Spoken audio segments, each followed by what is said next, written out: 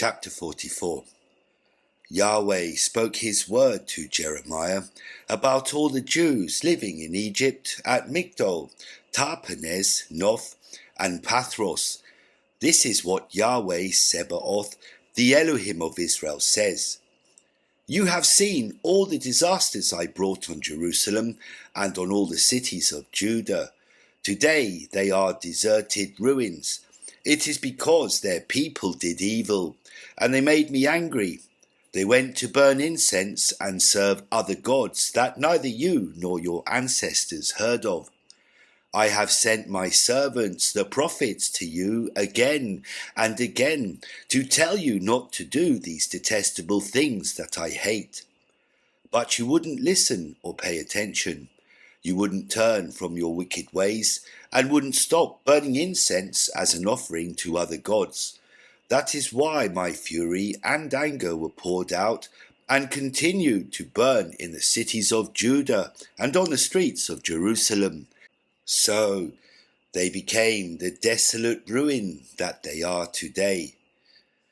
Now this is what Yahweh Elohim Tsebaoth, the Elohim of Israel, says. Why do you bring this terrible disaster on yourselves? Why do you keep destroying men, women, children, and babies from Judah until none are left? Why do you make me angry by burning incense to other gods in Egypt, where you have come to live?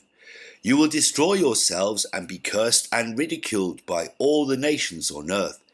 Have you forgotten the wicked things done by your ancestors, by the kings of Judah and their wives, and by you and your wives in Judah and on the streets of Jerusalem? You have not humbled yourselves even to this day. You haven't feared me or lived your lives by my teachings or by my decrees that I gave your ancestors. This is what Yahweh Tsebaoth, the Elohim of Israel, says. I'm going to bring disaster on you and destroy all of Judah. I will take away from Judah those who are left, those who were determined to go to live in Egypt. They will die in Egypt, all of them, from the least important to the most important, will die in wars or be brought to an end by famines. They will become something cursed, ridiculed, and disgraced. I will punish those living in Egypt as I punished Jerusalem with wars, famines, and plagues. None of the people of Judah who went to live in Egypt will survive or return to Judah, where they long to return and live. Only a few refugees will return there. Then all the men who knew that their wives were burning incense to other gods, all the women who were standing there, and all the people who lived at Pathros in Egypt answered Jeremiah. They said, We won't listen to the message that you have spoken to us in Yahweh's name. We will do everything we said we would do. We will burn incense to the Queen of Heaven and pour out wine offerings to her as our ancestors, our kings, and our officials did in the cities of Judah and on the streets of Jerusalem. We had plenty to eat then, and we lived comfortably and saw no disaster. But since we stopped burning incense to the Queen of Heaven and pouring out wine offerings to her, we have had nothing but wars and famines. The women added, When we burned incense to the Queen of Heaven, poured out wine offerings to her, and made cakes for her with her image on them, do you think our husbands didn't approve? Then Jeremiah said to all the people, both men and women, to everyone who answered him, Doesn't Yahweh remember that you burned incense in the cities of Judah and on the streets of Jerusalem, along with your ancestors, your kings and your officials, and the people in the land? Yahweh could no longer bear the wicked and detestable things you did. That is why your land has become something ruined, destroyed, and cursed. No one lives in that land today. You burned incense as offerings to other gods, sinned against Yahweh, and you wouldn't obey him.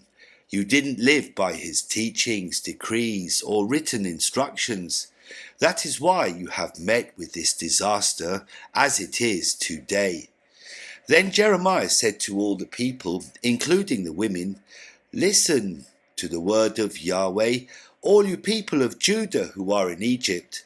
This is what Yahweh Tsebaoth, the Elohim of Israel, says. You and your wives made promises, and you have kept them.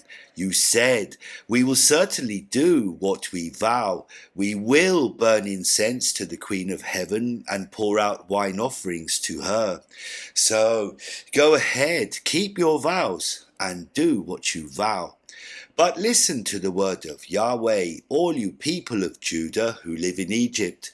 I swear by my great name, says Yahweh, that no one from Judah who lives anywhere in Egypt will ever again call on my name and take the oath, as Adonai Yahweh lives. I'm going to watch over them. I'm going to watch over them to bring disasters, not blessings.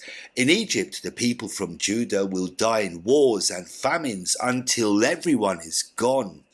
Those who escape the wars will return to Judah from Egypt.